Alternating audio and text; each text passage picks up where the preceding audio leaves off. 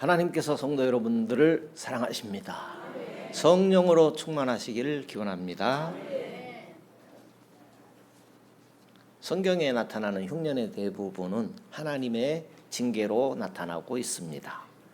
여호수아 이후에 이스라엘 처음 왕 사울 왕이 등장하기 전에 사사들이 이스라엘 백성들의 문제를 해결했습니다.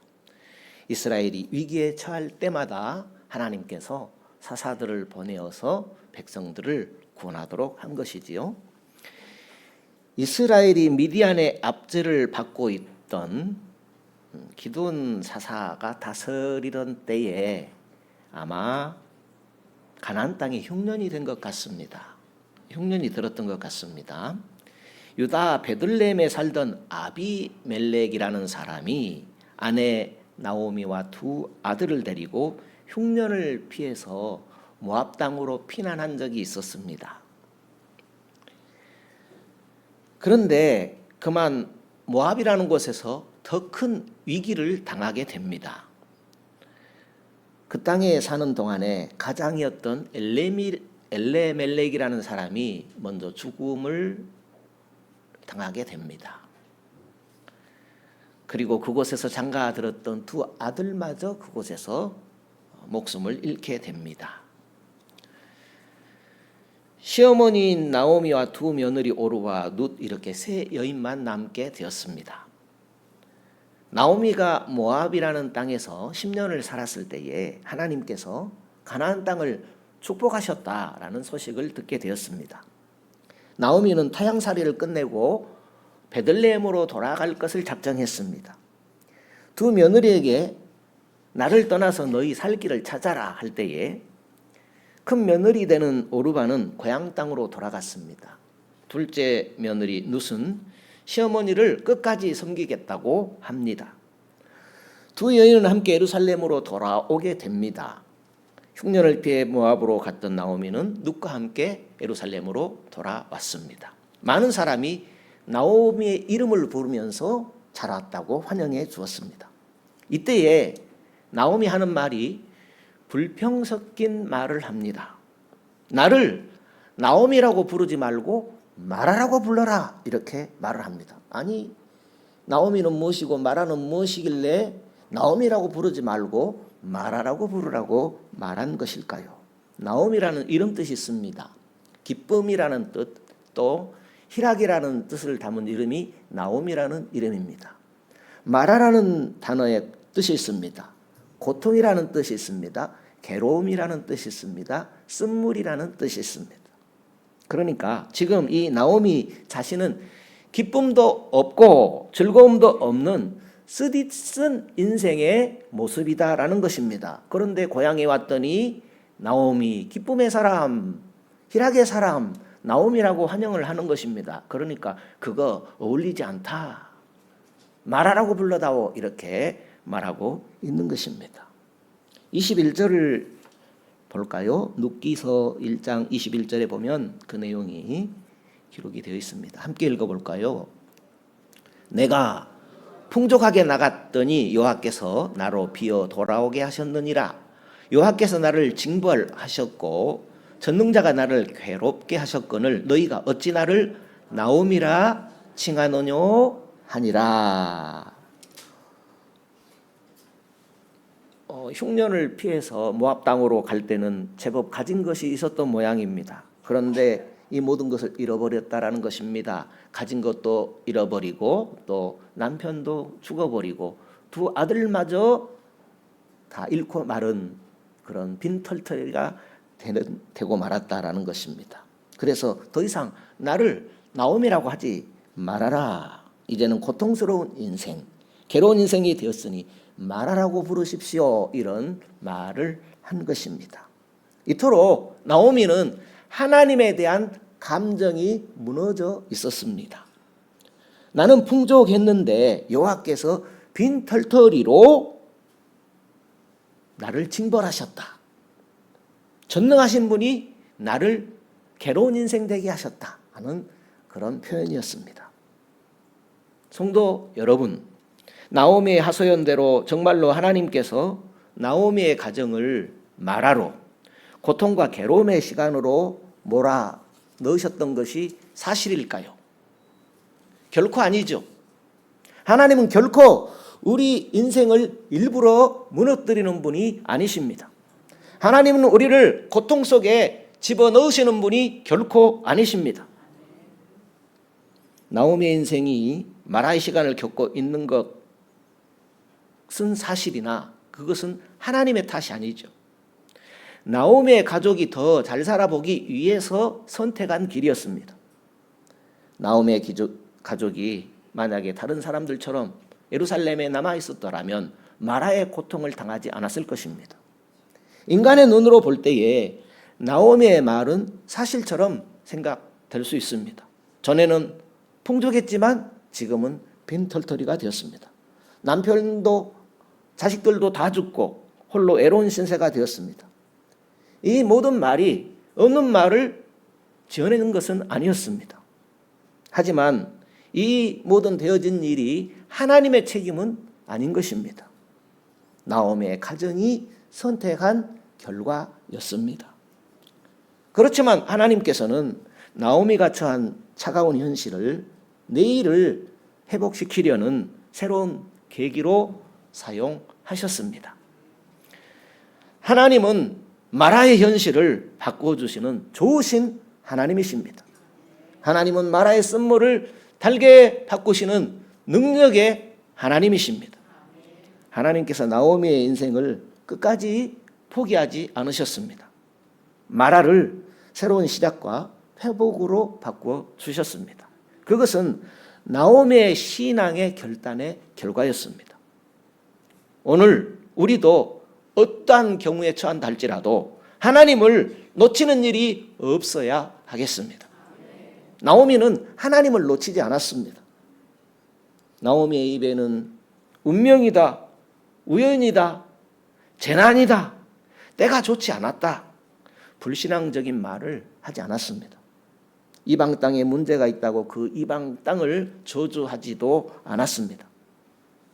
나오미는 모진 고난과 어려움 속에서도 여호와는 전능자시다, 여호와 하나님께서 함께하고 계시다라는 그 사실을 잊지 않았습니다. 모든 것을 잃어버리는 아픔의 시간 속에서도 하나님에 대한 신앙의 끈을 놓지 않았습니다. 나오미가 절절하게 하나님을 찾은 것은 아닌 것 같습니다. 그렇지만 하나님에 대한 생각을 잊은 것도 아니었습니다. 나오미가 마라의 시간을 지나면서 여호와 하나님을 놓치지 않았기 때문에 하나님께서도 나오미라는 사람을 놓지 않았던 것입니다. 또 나오미는 마라의 시간 속에서 하나님의 인도하심을 부인하지 않았습니다. 나오미가 전능자가 나를 괴롭게 하셨다, 여호와께서 징벌하셨다 하는 말을 했는데 이 말의 뜻은 비록 하나님의 손길이 아픔과 징벌로 나타난 것 같지만 그것마저도 하나님께서 간섭하신 결과이다, 하나님의 은혜로 받아들였던 것입니다. 마라를 지나는 동안 비록 괴로움과 징벌처럼 상처가 되고 마음이 아팠지만은 나오미는 여전히 하나님께서 함께 하심에 대한 신앙을 유지했습니다. 나오미는 마라의 괴로움 가운데서도 하나님이 계셨음을 고백하고 있습니다. 욥이라는 사람이 그랬습니다. 괴로움의 시간 가운데서도 하나님을 고백했지요. 어느 날 천사들이 여호와 앞에 모였을 때에 사단도 그 가운데 있었습니다. 하나님이 사단에게 물었습니다. 너 어디서 왔느냐? 그랬더니 사단이 땅에 이리저리 돌아다니다 왔습니다. 대답했습니다. 내 종 욥을 유의하여 보았느냐? 그처럼 진실하고 정직하고 나를 두려운 마음으로 섬기면서 악에서 떠난 자가 세상에 없다라고 하나님이 욥이라는 사람을 자랑삼아 이야기합니다. 사단이 대답합니다. 욥이 하나님을 두려운 마음으로 섬기게 된 것은 그만한 까닭이 있지 않겠습니까? 하나님께서 욥과 그 가정을 지켜주시고 축복해 주시고 복을 허락하여 주셔서 하나님을 고백하고 진실로 섬기는 그런 사람이 아니겠습니까? 그의 소유를 한번 빼앗아 보십시오. 그러면 욥이라도 당장 하나님을 저주하고 말 것입니다. 이런 대답을 하는 것입니다. 그래, 그럼 네가 욥의 소유를 네 마음대로 해보아라. 하나님께서 이런 말씀을 하시면서 다만 욥의 몸은 건들지 말아라 합니다. 어느 날 한 종이 욥에게 달려옵니다. 우리가 서로 밭을 갈고 있는데 스밧 사람이 습격하여서 소와 나귀를 다 뺏어가고 종들은 죽임을 당했습니다. 그 말이 채 끝나기도 전에 한 종이 와서 또 보고합니다. 하늘에서 불이 내려가지고 양떼와 종들을 다 불살라 버렸습니다. 그 말이 채 끝나기도 전에 또 한 종이 와서 이야기합니다. 갈대아 사람들이 습격해서 종들을 죽이고 낙타를 다 끌고 가버렸습니다. 채 그 말이 끝나기도 전에 한 종이 와서 이야기합니다. 주인님의 자녀들이 맏아들 집에서 함께 식사를 하는데 저 사막에서 태풍이 불어와가지고 주인님의 자녀들이 모조리 다 죽어버리고 말았습니다. 그때에 욥은 일어나서 자기 옷을 찢고 머리털을 밀고 머리를 땅에 대고 하나님께 고백을 합니다. 내가 태어날 때에 아무것도 가지고 온 것이 없습니다. 내가 죽을 때도 아무것도 가지고 가지 못할 것입니다. 내게 주신 자도 여호와시요 취하신 자도 여호와시니 영광받을 분은 하나님의 이름입니다. 하고 이 모든 일을 당하고도 욥은 범죄하지 아니하고 또 하나님을 원망하지 아니했다라고 성경에 기록되어 있습니다. 결국 하나님은 욥이라는 사람을 공경에서 돌이키시고 이전보다 갑절의 축복을 해 주셨다고 증거하고 있습니다. 140년을 살고 아들 손자 4대를 보았고 나이 늙어 기한이 차서 죽었다. 욥에 대해서 성경은 기록하고 있습니다. 이 욥의 고백과 신앙처럼 나오미의 결단이 그랬습니다. 마라를 바꾸어서 새로운 시작과 복을 받은 인물이 된 것입니다. 나오미라는 사람이 베들레헴으로 돌아오게 된 것은 여호와께서 자기 백성을 돌보셨다는 소식을 들었기 때문입니다. 나오미의 결단은 하나님께로 돌아가야겠다 하는 신앙적인 결단이었습니다. 이런 나오미의 결단을 하나님께서는 기쁘시게 여겨주시고 복을 허락해 주셨습니다. 날씨가 더워진 것 같죠. 나오미와 룻이 베들레헴에 도착했을 때에 보리 추수 시작할 때쯤이다 그랬습니다. 보리 추수 시작할 때 추수 때다라는 것은 희망적인 이야기지요. 나오미의 배고픔과 고달픔의 시간이 이제 끝나간다 하는 그런 사인이 되는 것입니다. 추수 때는 마라의 시간이 끝나고 풍족함과 즐거움의 시간, 나오미의 진짜 인생을 하나님께서 시작해 보시겠다는 사인이었습니다. 하나님은 나오미라는 사람을 잊지 않고 계셨습니다. 왜요? 나오미가 하나님을 부정하지 않고 하나님을 잊지 않았기 때문입니다. 나오미가 하나님을 떠나지 않았기 때문에 축복의 주인공이 되었습니다. 나오미는 여전히 하나님의 섭리하심, 하나님의 주인 되심을 고백했기에 하나님께서 나오미를 잊지 않으신 것입니다. 혹시 지금 마라의 시간을 겪고 있다고 고민하시는 분이 계실지 모르겠습니다. 주변 상황이 도무지 나아지지 않고 걱정과 시름이 계속 늘어만 가고 기도는 도저히 응답이 되는 것 같지 않고 하나님이 멀리만 계시다고 느껴지는 분이 혹 이 자리에도 앉아 계실지 모르겠습니다. 그러나 기억할 것은 말하는 끝이 아니라는 사실입니다. 우리 인생의 괴로움, 쓴물은 결코 끝이 아닙니다. 하나님은 침묵하시는 하나님이 아니십니다. 우리의 시간표는 마라에서 결코 끝나지 않는다는 사실입니다. 마라의 시간 속에 또한 룻이 함께하고 있다라는 사실을 기억하시기 바랍니다. 나오미를 떠나지 않는 그 둘째 며느리 룻이 있었던 것처럼 내 주변에도 하나님이 붙여주신 신앙의 동역자들이 있습니다. 내 신앙을 도와주는 손길들이 있습니다. 나 홀로 신앙생활이 아닙니다. 교회가 있습니다. 신앙생활을 함께하는 여러 성도님들이 있는 것입니다. 하나님은 우리를 외면하지 않으시는 하나님이십니다. 하나님이 기억하시는 우리의 이름, 하나님이 기억하시는 나의 이름은 결코 마라가 아닙니다. 나오미가 나를 나오미라 부르지 말고 마라라고 불러라. 얼마나 인생이 썼으면 그렇게 표현을 했겠습니까? 그러나 하나님은 결코 인생을 마라로 그치게 하지 않으시는 하나님이시다라는 것입니다. 성도 여러분, 그러므로 우리가 혹 위기의 시간이라 할지라도 내 자리를 떠나지 말아야 합니다. 모압은 성도가 머물러야 할 곳이 아닙니다.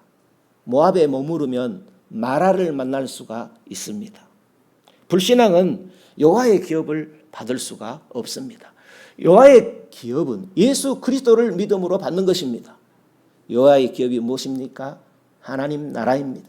하나님 나라는 예수 그리스도를 믿음으로 받는 것입니다. 마라가 끝이 아닙니다. 괴로움이 인생의 끝이 될 수가 없습니다. 우리에게 중요한 것이 있습니다. 그것은 우리가 하나님을 잊지 않는다면 하나님의 사랑을 맛볼 수 있다는 사실입니다. 나오미가 비록 모압에서 괴로움을 보내고 나를 나오미라 부르지 말고 마라라 부르라 했지만은 나오미의 결단에 하나님은 준비된 축복의 시간을 기다리고 계셨습니다. 나오미의 마지막은 최고의 행복과 영광이었습니다. 성도 여러분, 우리에게도 하나님의 준비된 시간이 기다리고 있음을 믿으시기 바랍니다. 우리 생명은 하나님이 잠시 맡겼다는 것을 잊지 말아야 됩니다. 잠시 맡겼다니 무슨 말입니까? 누구도 하나님께서 맡겨주신 그 생명의 시간을 알 수가 없습니다. 우리가 왜 태어났는지 잘 모르는 것처럼 언제 하나님이 데려가실지 모른다는 것입니다. 하나님께서 우리에게 숨을 주셨고 하나님께서 우리의 숨을 거두어 가시는 것입니다. 숨이 떠날 때에 우리는 시간의 세계에서 영혼의 세계로 옮겨지게 될 것입니다. 바닷가에서 살잖아요. 바닷가에 가셔서 손가락 하나를 물에 넣어 보십시오. 그리고 그 물 한 방울을 다른 손바닥에 이렇게 떨어뜨려 보십시오. 그 한 방울과 온 세상을 비교해 보십시오. 온 세계의 바다, 태평양도 있을 것이고 대서양도 있을 것이고 그 넓은 바다를 생각해 보십시오. 손가락 끝에 있는 물 한 방울이 바로 우리 인생입니다. 넓디 넓은 바다는 우리 하나님을 의미한다고 비교할 수 있겠습니다. 진실로 우리 인생의 실제 상황입니다. 인생이 그렇게 짧다라는 것입니다. 그 짧은 인생 동안 영혼을 바라보며 살라라는 메시지입니다. 풀잎의 잇을 갖고 물 한 방울 같은 인생에서 영원한 하나님의 나라로 옮겨지게 되는 것입니다. 인생의 한 방울만 보지 말고 영원한 것을 바라보며 살자라는 것입니다. 예수 그리스도를 믿는 하나님의 자녀라고 하면서도 하나님 아버지에 대해서는 잘 이해하지도 못하면서 과처럼 살아가는 그리스도인들이 너무나 많다라고 합니다. 우리가 짧은 생애 동안에 하나님의 마음을 이해하도록 하나님께서 은혜를 베풀어 주셨습니다. 더 하나님의 마음을 이해하고 더 하나님의 은혜를 누리고 더 하나님의 사랑을 알아가도록 우리에게 생명의 기간을 허락해 주셨습니다. 하나님의 사랑은 영원합니다. 하나님의 그 사랑 안에서 사는 것, 그것이 영원하다는 것입니다. 그러므로 이 땅에서 하나님의 사랑 안에 살고 영원히 하나님 사랑 안에 사는 성도 되십시오. 이 땅에서 하나님을 배우는 것, 이 땅에서 하나님의 사랑을 배우는 것이 가장 좋은 것입니다. 더 좋은 것 있습니까? 이 땅에서 인생이 하나님의 사랑을 경험하고 하나님의 사랑을 배우는 것, 그것이 가장 좋은 것입니다. 성도 여러분, 마라를 신앙으로 극복하십시다. 하나님께서 우리의 괴로움의 시간을 그분의 사랑으로 품어 주십니다. 마라의 쓴물을 신앙으로 달게 바꾸어 사시는 기적의 성도들, 또 믿음의 성도들 되시기를 예수 그리스도께서 바라시는 줄로 믿습니다.